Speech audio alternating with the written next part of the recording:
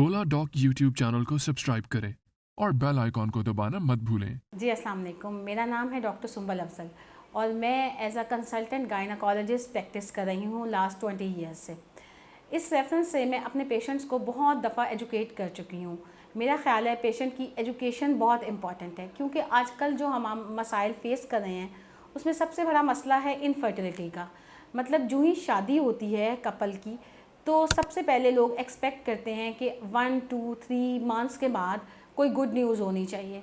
तो इर्द गिर्द के लोग सब यही एक्सपेक्ट कर रहे होते हैं। इसकी वजह से कपल पे प्रेशर बहुत ज़्यादा होता है। मेरे पास यूजुअली जो कपल्स आते हैं उनको यही प्रॉब्लम होता है कि डॉक्टर साहब 6 माह हो गए हैं, 1 ईयर हो गया है, 2 ईयर्स हो गए हैं, हम कंसीव नहीं कर पा रहे। उसके लिए सबसे पहले जो मैं पेशेंट्स को बताना चाहूँगी वो इम्पॉर्टेंट बात ये है कि आपस के जो प्रॉब्लम्स हैं, बेसिक प्रॉब्लम, हम उनको सॉर्ट आउट करें।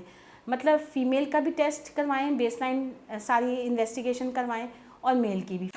पाकिस्तान के टॉप डॉक्टर्स के साथ अपॉइंटमेंट बुक करें, वो भी पेशेंट फीडबैक देखते हुए। लाखों लोगों की तरह पाकिस्तान के सबसे बड़े डॉक्टर नेटवर्क का फायदा उठाएं और आज ही ओला डॉक ऐप डाउनलोड करें। ओला डॉक, डॉक्टर का अपॉइंटमेंट आसानी से। फीमेल में सबसे ज़्यादा प्रॉब्लम जो आ रही है आजकल पीसीओएस की है। मतलब अंडे का प्रॉपरली ना बनना, एग प्रॉपरली नहीं बनते, साइकिल नहीं होता प्रॉपर, उसकी वजह से आगे कंसीव नहीं होता, या तो एग नहीं बन रहे होते, या इसके अलावा सबसे बड़ी वजह है आजकल सबसे ज़्यादा मसला आ रहा है बच्चेदानी में फाइब्राइड का, जिसे आम जुबान में रसौली कहते हैं। ये रसौलियाँ आजकल जेनेटिकली बन रही हैं और यंग लोगों में भी बहुत ज़्यादा देखने को आई हैं। इनकी वजह से भी बाज़ुकात पेशेंट कंसीव नहीं करता।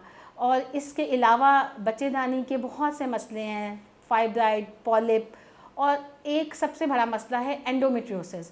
एंडोमेट्रियोसिस हम उसको कहते हैं कि इसमें थैलियाँ बनती हैं जो कि खून की होती हैं और कॉम्प्लेक्स होती हैं, और ये बाज़ुकात पेशेंट की ट्यूब्स को भी ब्लॉक कर देती हैं। इसमें पेशेंट को माहवारी के दिनों में बहुत ज़्यादा पेन होती है, और इवन के आपस के ताल्लुकात में भी मसाइल पेशेंट फेस कर रहा होता है।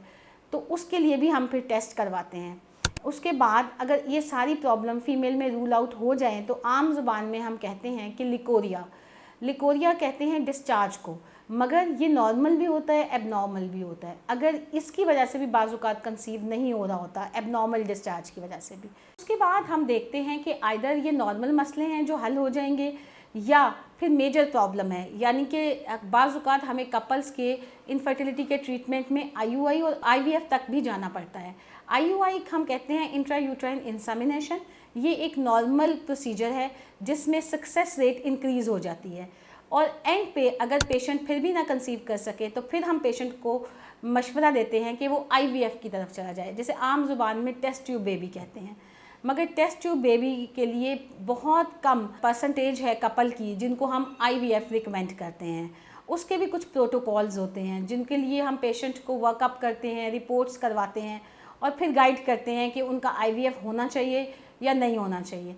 लेकिन मैं इस रेफरेंस से पेशेंट्स को ये मैसेज देना चाहूँगी कि अगर वो शादी के 1 साल तक कंसीव ना कर सकें तो फिर उन्हें समझना चाहिए कि कोई प्रॉब्लम है, और इन सब ट्रीटमेंट में कपल का इन्वॉल्व होना बहुत ज़रूरी है। सिर्फ फीमेल का ट्रीटमेंट नहीं हो सकता कंसीव करने के लिए, मेल का भी साथ होना बहुत ज़रूरी है। और आधे से ज़्यादा मसाइल हल हो जाते हैं जब कपल अंडरस्टैंड करते हैं। सबसे ज़्यादा मसला एंग्जाइटी का होता है, स्ट्रेस रिलेटेड ऑक्सीडेंट रिलीज़ होते हैं, जिसकी वजह से यूजुअली लोग कंसीव नहीं कर पा रहे होते। 40% कपल्स में इडियोपैथिक कॉज होता है, मतलब कोई कॉज ही नहीं होता कि जिस पे हम कह सकें कि ये पेशेंट कंसीव नहीं कर रहा, क्यों नहीं कर रहा। ये सबसे बड़ा फैक्टर एंग्जाइटी का है।